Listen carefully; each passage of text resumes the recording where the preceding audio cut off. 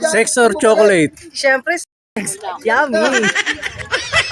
Kumusta sa ating mga kaibigan? Kayo ba ay mabuti ang kalagayan? Halina makisali at tumutok, manood tayo sa Kuya Elito. Smile lang ang lahat, wala ritong sablay. Itaas ating kamay, Kaliwat kanan, kaway. sayaw lang ng sayaw hanggang tayo'y mangalay. Sa Kuya Elito, saya'y walang humpay. Ang talk show na ito ay hatid sa inyo ng Honey's Lechon Manok and Liempo at iba't ibang ulam. Bella Vista Main Road. At Ordvista ni Ate Melody, bagsakan ng mga gulay, itlog, prutas at iba't ibang paninda. Ang location ay sa likod lamang ng Sulit Store, sa Bella Vista. Kumusta sa ating mga kaibigan? Kayo ba Malamang ay kilala nyo na si J. Vic de Mesa, na madalas nating makita sa Bella Vista, lalo na sa Cluster 4. Sa talk show ni Kuya Eli, ay mas lalo natin siyang kilalanin. Lang ang lahat, wala ritong sablay. itaas ating kamay? Kaliwat. First of all, I want to say Happy Pride Month sa mga kapatid nating LGBT, sa lahat ng bisexual, trans women, trans man, gays, and lesbians po. Paano mo naramdaman sa sarili mo na isa kang gay? At anong age mo nung naramdaman mo yun? Siguro when I was young po, I think walang specific age, pero pagkakaalam ko kasi nag-start na ako maglaro ng mga manika po when I was 5 years old, 5 to 7 years old po. Doon na puro na ako naglalaro ng dolls. Na-feel ko na parang, okay, iba tong yung nilalaro ko sa usual na nilalaro ng mga batang lalaki. Ano naman naging reaction ng mga magulang mo? Hindi po ganun ka-dramatic. Yung father ko, parang wala lang. Hindi naman po nagalit. Which is he supported me po. Sa wala naman pong naging problem at all. Naka-experience ka ng sumali sa mga gay pageant, mga gano'n? Yes, ang unang sali ko dito po sa General Trias, which is sa Chera El Pueblo noong 2018 when I was 22 years old, when I was first compete. Kaso kasi hindi po siya nagtuloy-tuloy kasi hindi po tayo into pageants, kasi kung sasali lang po ako ng pageant, which is ako hindi po ako ganun ka-solid na contestera na sumasali anywhere. Ang pinaka first out of town pageant ko, which is sa Baguio City, yung Miss Trans Global Philippines, and I represented my home city of Manila, which is I was born and raised in city of Manila po. Ano yung pinaka ginagamit mong pagbating sa pag-umpisa yung mga pakilala? Gano'n? Actually kasi di ako nagagamit ng mga pambastos na kasabihan, lalo na kapag ang nanonood mga bata. Kasi hindi ako yung sumusunod sa kung ano yung trend, kung ano yung ginagawa ng akla, gagawin ko din. Hindi magustuhan ng judge, akin. Although, nagpa-punchline, pero as much as possible, hindi na sana below the belt. Pang-sample ka ba? Opo. A long journey with 1,000 miles begins with a single steps. And you do need to impress people. Simplicity is the best asset of us, which is medyo nakalimutan ko na, pero medyo naaalala ko lang ng konti.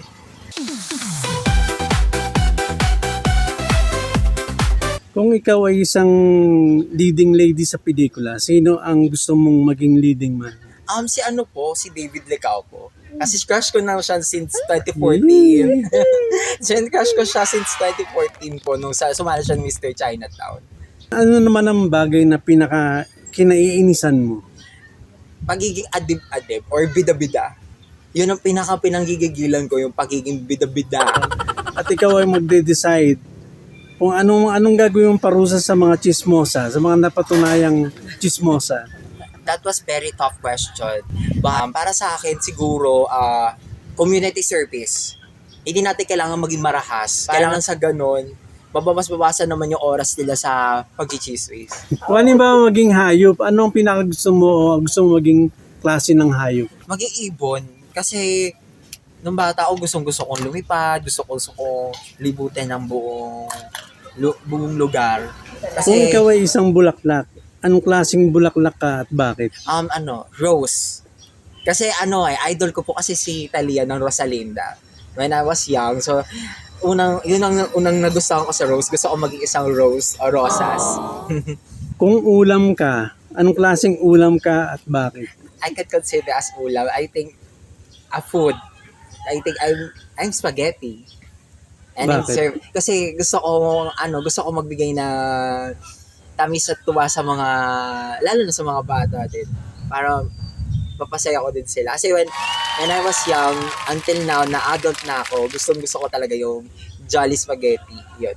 Smile lang ang lahat, wala ritong sablay. Anong gusto mo, mistizo or moreno? Depende. Much more moreno. Mas bata sa'yo or mas matanda sa'yo? Ayoko kasi ng masyadong bata. Ayoko rin ng super matanda kasi pag masyadong bata, magiging ano kasi siya, parang very, very sugar mommy. Tapos pag matanda, parang, ay nako, parang ang magiging poste kasi yun, ayoko talaga. Gusto mo mga kasing age mo lang? Pwede, ganun? oo. Anong age mo na nga pala? Kaka 31 ko lang nung June 3. Sex or chocolate? Chocolates. Kasi syempre, wala pa naman ako experience sa syempre yun na, chocolates. Kasi, favorite ko siya nung bata ako. And chocolates is my happiness. Wala ka pang experience ha? Wala pa. Di totoo yan. Tahimik ng buhay ko. Virgin pa? Yeah. Bola lang yan. Sa panty or tibak? Ay, ikaw hindi ako sana, I never use tibak po eh. Mabilis or mabagal? Tatam-taman lang. Ganda or talino? Syempre yung talino. Pahiga or paluhod? Higa. Hindi ko kaya syempre pag pagod higa tayo. Sa mabango o sa maputi? Mabango. Malaki or maliit? Hindi ko alam eh. Kahit kasi depende. Hindi ko alam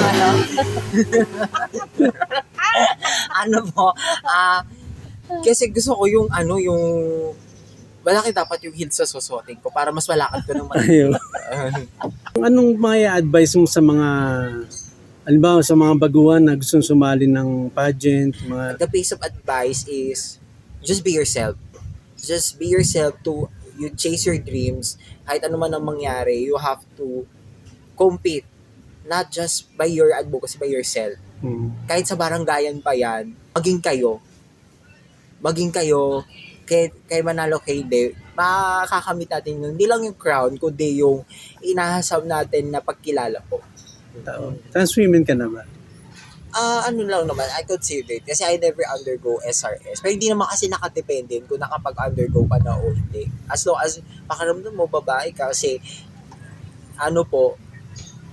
you're gay, you're part of LGBT, you're a trans, at pakiramdam mo sa sarili mo na